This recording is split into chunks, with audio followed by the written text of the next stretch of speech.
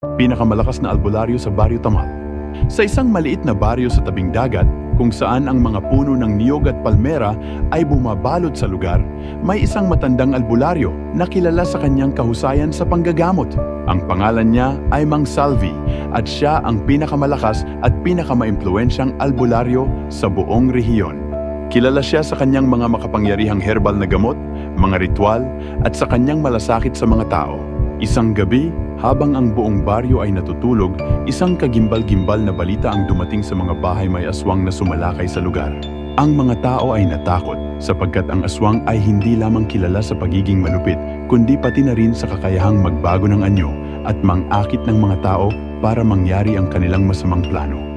Dahil sa kaguluhan, tinawag ng mga tao si Mang Salvi.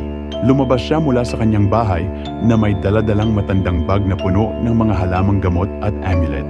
Sinuong niya ang dilim ng gabi. Pinili ang lugar kung saan huling nakita ang aswang sa ilalim ng isang matandang balete na puno. Dahil sa kanyang malalim na karanasan, alam ni Mang Salvi na hindi siya dapat basta-basta papasok sa lugar nang walang plano. Naglatag siya ng isang bilog na asin sa paligid ng puno ng balete kung saan ang mga aswang ay sinasabing hindi makatawid. Naglaan din siya ng mga piraso ng bawang sa paligid at nagbasa ng mga makapangyarihang dasal.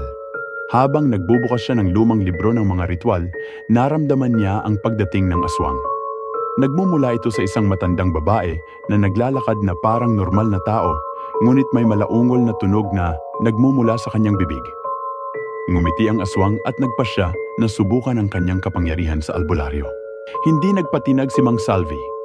Pinangunahan niya ang kanyang mga ritual at binasa ang mga makapangyarihang dasal na inihanda niya. Kasabay ng kanyang dasal, inihagis niya ang mga piraso ng bawang sa aswang na nagdulot ng matinding sakit sa halimaw.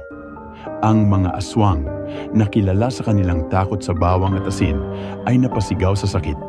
Ilang minuto lang, ang aswang ay napilitan na umalis mula sa kanyang anyong tao at nag-transform sa tunay niyang anyo, isang pangit na halimaw na may malalaking pangil at matutulis na pangil. Nakita ni Mang Salvi ang kanyang pagkakataon at mabilis na inihagis ang isang amulet na gawa sa pinaghalo-halong sangkap ng halamang gamot. Ang amulet ay nagsimulang magliwanag ng maliwanag at ang aswang ay nagsimulang magdusa mula sa matinding sakit. Sa wakas, hindi na kaya ng aswang ang sakit at panghihina na dulot ng amulet at mga ritual. Naglaho ito sa dilim ng kagubatan at hindi na muling nagbalik sa baryo. Natuwa ang mga tao nang malaman ang balita at ang mga bata ay lumabas mula sa kanilang mga bahay, nagpasalamat kay Mang Salvi sa kanilang kaligtasan. Sa pagbalik ni Mang Salvi sa kanyang bahay, ang buong baryo ay nagtipon-tipon upang magbigay galang at pasasalamat sa kanya. Ang kwento ng kanyang tagumpay laban sa aswang ay kumalat sa bawat sulok ng rehiyon at siya ay patuloy na tinaguriang pinakamalakas na albularyo na may kakayahang labanan kahit ang pinakamadilim na puwersa.